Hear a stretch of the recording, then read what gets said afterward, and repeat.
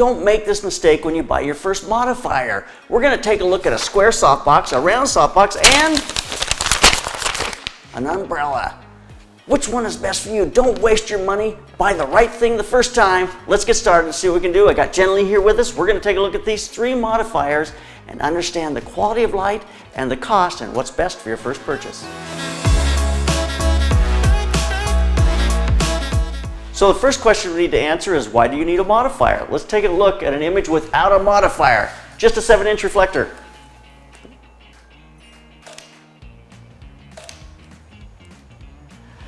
That image is really hard. The transition from highlight to shadow is really abrupt. It's directional. It looks pretty good on Jen Lee because she's young and has a beautiful face, but for most people, that's a disaster. Your grandma would never use that modifier, ever. So we need to modify this light. Let's take a look at 3 modifiers that I suggest and see which one works best. Special thanks to Westcott, who sponsored this video and provided us with our softboxes and umbrella. The first modifier most people choose is a square softbox. The square softbox does several things for us. One, it softens the light because we've got a diffusion material in front of the strobe head, and we've got a bounce inside of the box which allows the light to bounce around and starts to diffuse it, and it looks much softer, much nicer. It gives us control because the softbox has hard sides and it's closer to our subject matter, and so it cuts the area of coverage down. So it's not throwing light into the ceiling, giving us an overall fill that we didn't want. It's just controlling the light better. It's easier to keep the light off the background with a square softbox because you have that edge of the box and you can feather that away from the background. So having a softbox compared to a reflector gives us much more control and a much more beautiful light. So let's put this on and see what it looks like.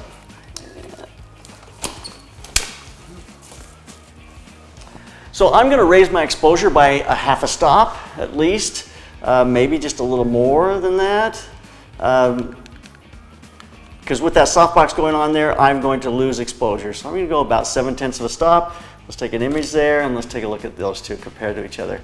Oh, the difference is absolutely astounding to me. You get this beautiful transition from the highlight to the shadow. You don't get that hard line on the cheek, you get that great, beautiful transition. Look at that, learn to be able to see that and identify it.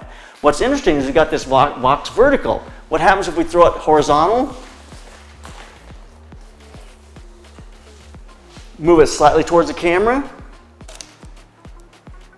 and it even transitions more. The softbox is seeing around into the shadows. It's giving us a much prettier light on her face. It's looking around the image. It looks really gorgeous. So sometimes, even though we're shooting a person vertical, we want to move that softbox horizontal to allow it to look around the body. So that's a beautiful light right there. So the advantage of the softbox, the square softbox, is that we have more control of our light compared to a reflector. It also gives us a square highlight in the eye. So we have this square highlight in the eye. That's just by virtue of its shape, but it certainly softened our light and gave us a much prettier light. So now let's go on to an Octa-dome, or a round softbox, and just see what that looks like. Hi, my name is Yasi. I'm a touring music photographer, and here is what's in my SKB case. I've got 2 camera bodies. One is digital, the Canon 5D Mark IV. Over here, I've got the Canon EOS 3 is my film body.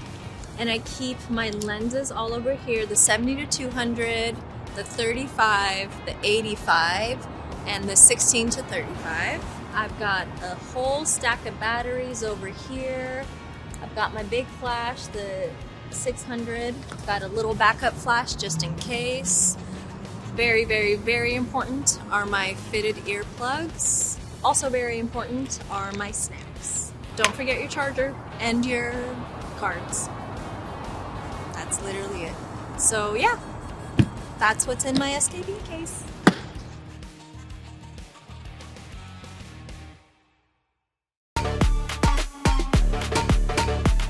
So here's our Octa-dome. I've taken a couple of shots with it, look right here. This gives me a great combination of a lot of the advantages that the square softbox had. I have control because I've got a dark area that allows me to cut and to feather the light and to narrow the area of coverage. I've got a beautiful soft light, but the box is a little wider. So automatically I'm getting that same wrap that I got with the horizontal square. I'm getting that same wrap on the face with this Octa-dome. Also, I'm getting a round catch light in the eye, which is just a nicer look to me than that square. So that round catch light just gives me a beautiful light on her face and a beautiful catch light in the eye. So there's a look at the Octa-dome. It's a beautiful light. It wraps, just gives me a great look. So now let's move on to our last modifier, the umbrella.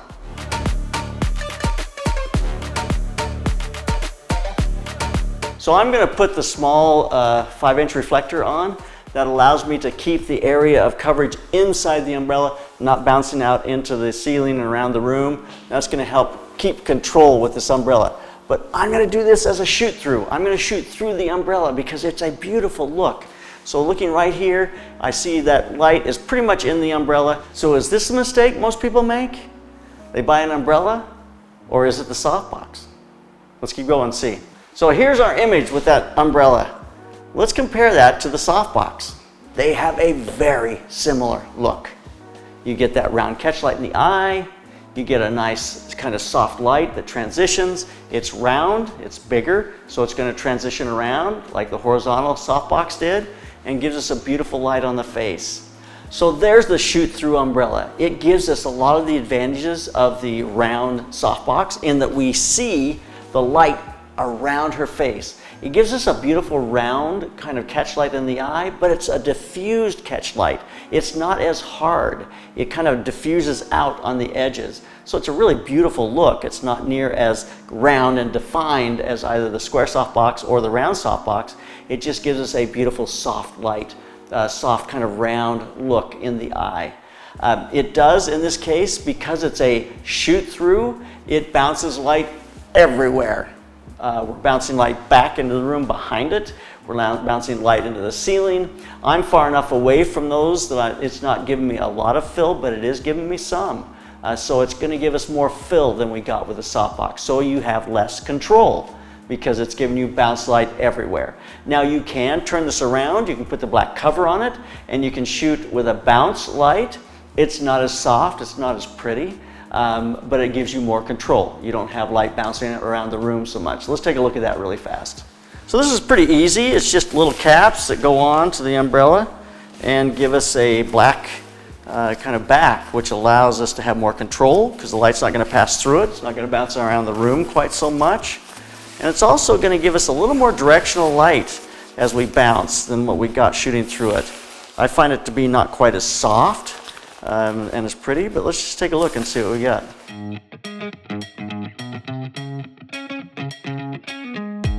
Now let's take a shot with that bounce umbrella, see what we get.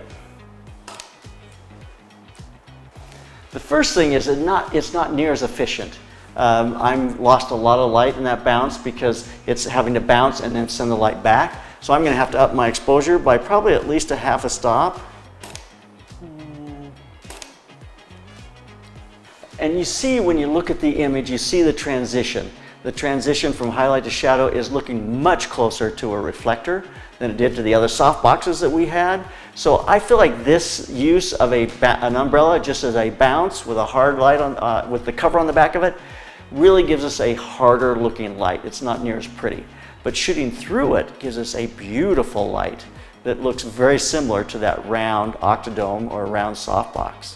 So let's take a look at the images. Here's our reflector. Here's our square softbox. Now here's our round softbox. Here's our shoot-through softbox. And last of all, the bounce.